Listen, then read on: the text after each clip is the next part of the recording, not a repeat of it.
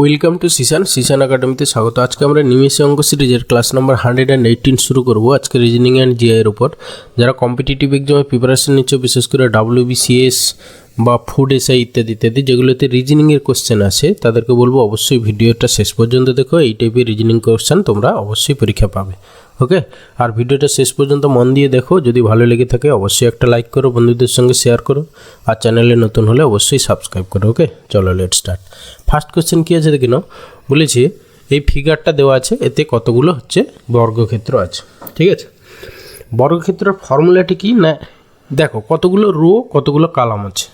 যদি সমান সংখ্যক রো সমান সংখ্যক কলাম থাকে, দেখো এখানে কটা রো আছে, 1 2 3 4 5, আর কলাম কটা আছে 1 2 3 4 5। দেখো 5টা রো 5টা কলাম, তাহলে নাম্বার অফ বর্গক্ষেত্র কী হবে না, হচ্ছে গিয়ে 1 square plus 2 square plus 3 square plus 4 square plus 5 square equal to যা হবে সেটাই হচ্ছে গিয়ে নাম্বার অফ স্কোয়ারস। ওকে, তাহলে যোগ করে নাও, 1 প্লাস 4 প্লাস 9 প্লাস হচ্ছে গিয়ে 16 প্লাস হচ্ছে 25। দেখো 9 আর 16 যোগ করলে 25 হয়, 25 25 হচ্ছে 50, 50 আর হচ্ছে গিয়ে এখানে 5 মানে 55, টোটাল হচ্ছে কি 55টা হচ্ছে গিয়ে তোমার বর্গক্ষেত্র, মানে অপশান এ অ্যান্সার। ওকে, এরপরে আসি কোশ্চেন নাম্বার 2। দেখো কি বলেছে, জাস্ট এর লেটার সিরিজের কোনটা এর পরেরটা আসবে। দেখো ফার্স্ট লেটারগুলো একটু খেয়াল করো। ডি মানে পজিশন ভ্যালু 4। সবসময় জিআই এর ক্ষেত্রে ডি মানে ডি ভাবা যাবে না, ডি মানে 4 ভাবতে হবে। ঠিক আছে, পজিশন ভ্যালুটা ভাবতে হবে। এইচ দেখো 8 মানে 4 অ্যাড হয়েছে, আবার 8 4 12। দেখো এল হয়েছে, এল মানে 12, 12 4 কত 16, 16 মানে পি দিয়ে স্টার্ট হবে, যেটা অ্যান্সার হবে তার হচ্ছে গিয়ে প্রথমে পি থাকবে। তাহলে সেক্ষেত্রে অপশান এটা আমাদের এলিমিনেট হয়ে গেল। এরপরে আবার দেখো সবার শেষেরগুলো আলাদা, একটু খেয়াল করে। এখানে আই আছে, এখানে জি আছে, এখানে এইচ আছে।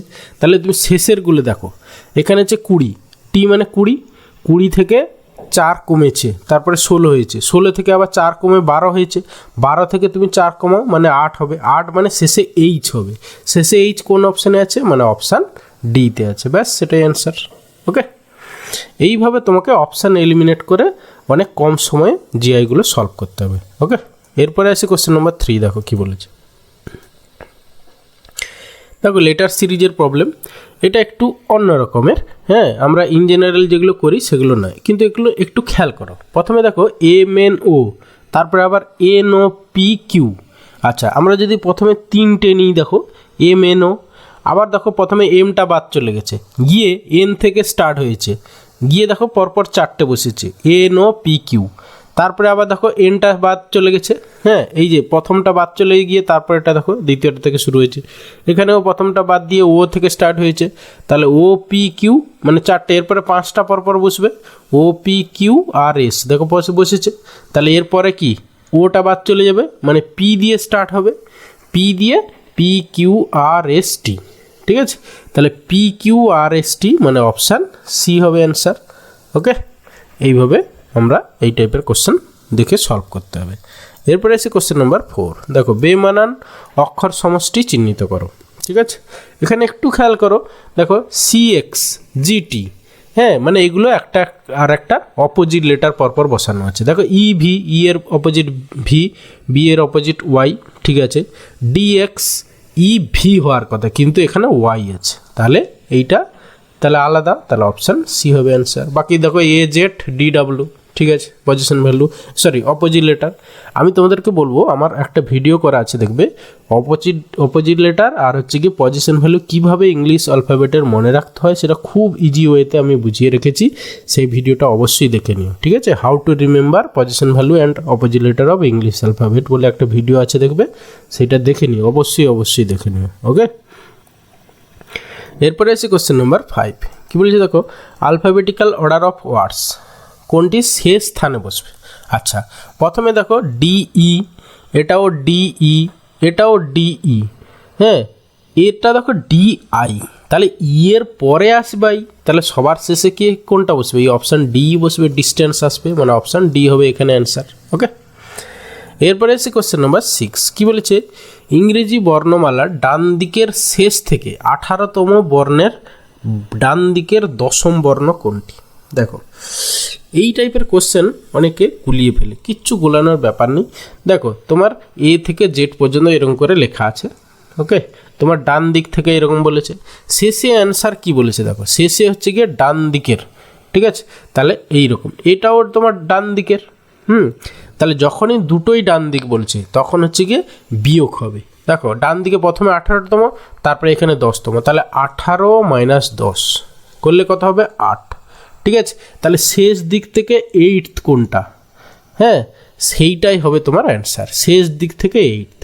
এবার শেষ দিক থেকে 8 কী করে বুঝবো না, টোটাল যতগুলো লেটার, টোটাল কত আমাদের 26টা, তার সঙ্গে 1 যোগ করো, 1 যোগ করে সেটার প্রথম দিক থেকে র্যাঙ্ক বের করো, ঠিক আছে। প্রথম দিক থেকে র্যাঙ্ক বের করবো 26 + 1 মাইনাস এই 8, এই যে 8টা আমরা পেলাম, এটা বাদ দিয়ে দিলাম। তাহলে 27 থেকে 8 বাদ দিলে কত হচ্ছে 19, 19 কার পজিশন ভ্যালু এস, তাহলে এস হবে আমাদের অ্যান্সার, মানে অপশান এ অ্যান্সার, ওকে। তাহলে যেহেতু দুটো ডান দিক ছিল সেই জন্য আমরা র্যাঙ্কগুলোকে বিয়োগ করে দিলাম, 18 মাইনাস এক্ষেত্রে 10, তাহলে 8 পড়ে থাকলো। তাহলে শেষ দিক থেকে 8 নম্বরটাই হবে আমাদের অ্যান্সার। এবার শেষ দিক থেকে আমাদের জেড, হ্যাঁ ওয়াই এরকম করে গুনতে অসুবিধা হবে, তাহলে প্রথম দিক থেকে আমরা সেটা চেক করে নেব কীভাবে না, টোটাল +1 মাইনাস লাস্ট দিক থেকে তার র্যাঙ্ক, ওকে। তাহলে 26 + 1 মাইনাস 8 মানে 19, 19 মানে হচ্ছে কি আমরা জানি সবাই 19 কার পজিশন ভ্যালু, এস এর পজিশন ভ্যালু, তাহলে এস হবে অ্যান্সার, ওকে। এরপরে আসি কোশ্চেন নাম্বার 7, বলেছি রমেশের বাড়ির দরজা পূর্বমুখী, তার বাড়ির পিছন দিকে থেকে সে যাত্রা শুরু করলো, মানে কি সে অ্যাকচুয়ালি পশ্চিম দিকে মুখ করে যাত্রা শুরু করলো। আমাদের এমনি প্রিন্সিপাল ডিরেকশন কি সবসময় খাতার উপরের দিকটা হচ্ছে গিয়ে নর্থ, তাহলে নিচের দিকটা সাউথ, আর তোমার ডান হাত যেদিকে সেদিকে হচ্ছে ইস্ট, আর হচ্ছে গিয়ে বাম হাত যেদিকে সেদিকে হচ্ছে ওয়েস্ট। তাহলে সে ওয়েস্টের দিকে মুখ করে স্টার্ট করলো, যাত্রা শুরু করলো। এবার এরকম করে যাত্রা শুরু করেছে, এবার যাত্রা শুরু করলো, প্রথমে সে সোজা 50 মিটার গেল, ওকে, প্রথমে সে 50 মিটার এরকম গেল। এবার বলেছে এরপর সে ডান দিকে বাঁক নিল, ডান দিকে বাঁক নিল মানে হচ্ছে কি সে উত্তর দিকে গেল, সে কতটা না 25 মিটার হাঁটলো, 25 মিটার হাঁটলো।